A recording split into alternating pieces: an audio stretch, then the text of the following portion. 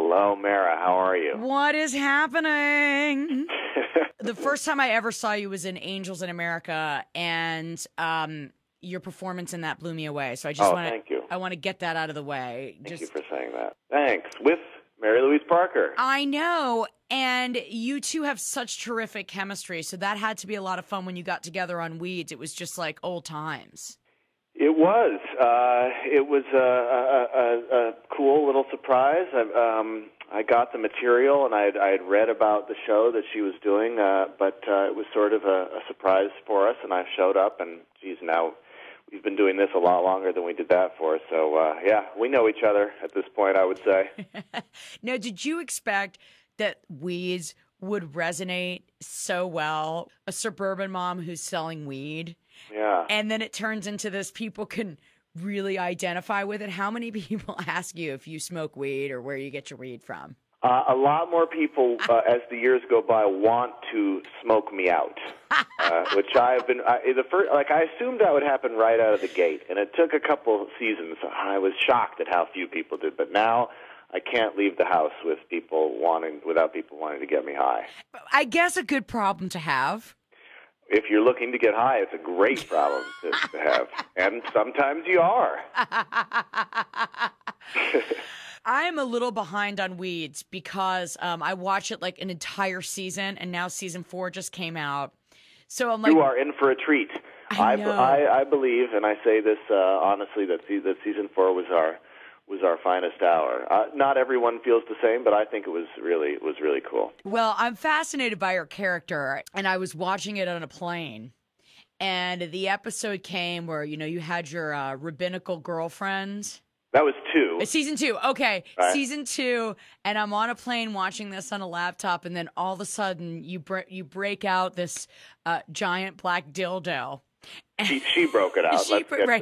That's right. It was that's not right. mine at the time, but I made it mine, or she made it mine, I should say. Yeah. Okay. One of the most awkward moments on a plane trying to watch that. You sort of, moved your laptop a little bit to the side so your seatmate didn't. So little Johnny with his mother going to the bathroom, and there's the laptop like.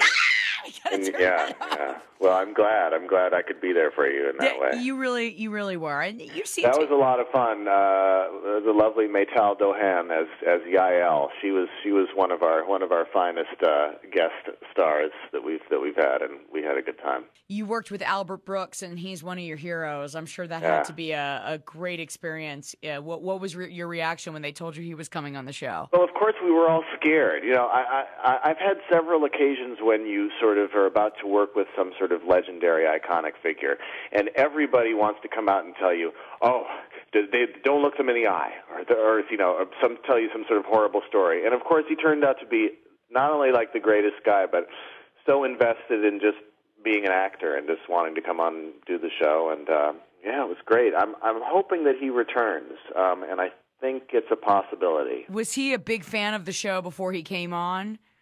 I think that whether he was or not, I know that he then did his homework and was up to speed by the time we started. So, but that is the case a lot of times. Like we've got Alanis Morissette this year, and apparently she sort of pursued it. She expressed interest in the show because she was a fan and in coming and joining us, and it was a perfect fit. And so, did you ever own a copy of Jagged Little Pill?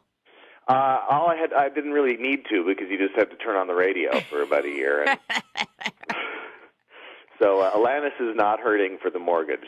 She's like the top-selling debut artist of all time or something, right? Well, every bitter female in the 90s had that record. I listened to that album so many times. It was just like. Well, it's funny because she could not be further from, I think Mary Louise said the other day in an interview, she's just so essentially Canadian.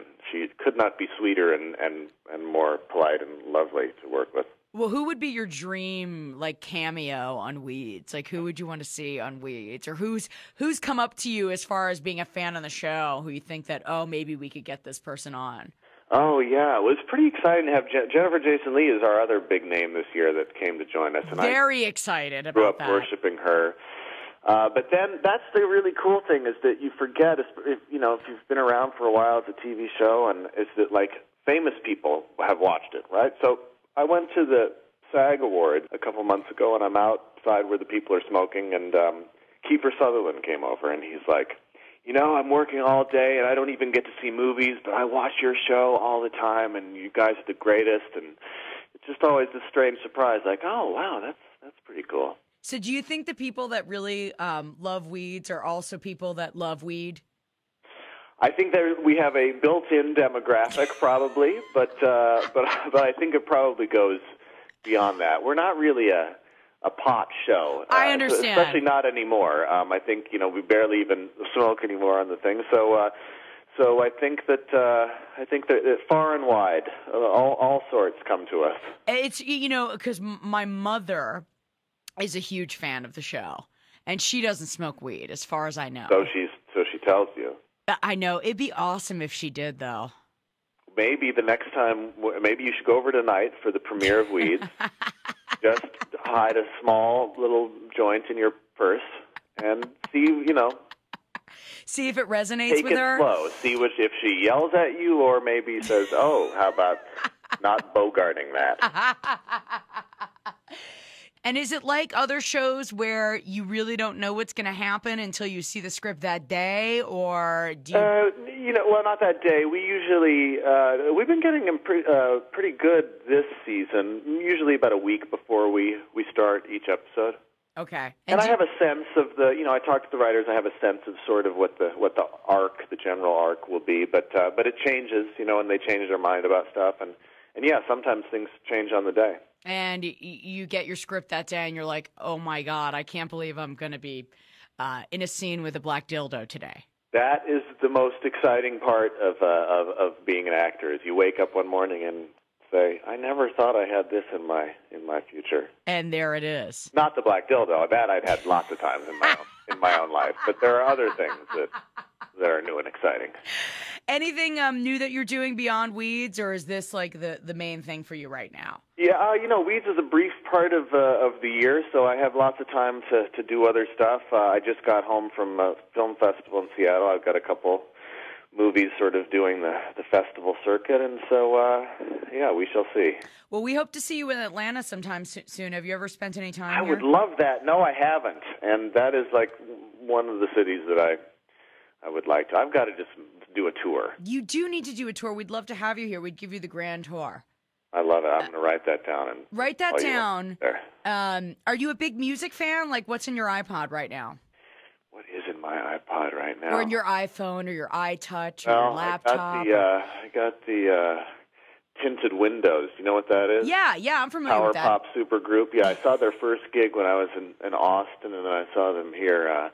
That was kind of fun. So how is that? Like, that's like a mixture of Smashing Pumpkins and Hanson and Cheap Trick? That's right, and the guy from Fountains of Wayne, Adam Schlesinger. Right. Those are all bands that everyone says, what a weird mix, but to me it makes sense. That sort of all of them sort of come from a similar Cheap Trick sort of place, I think. Yeah.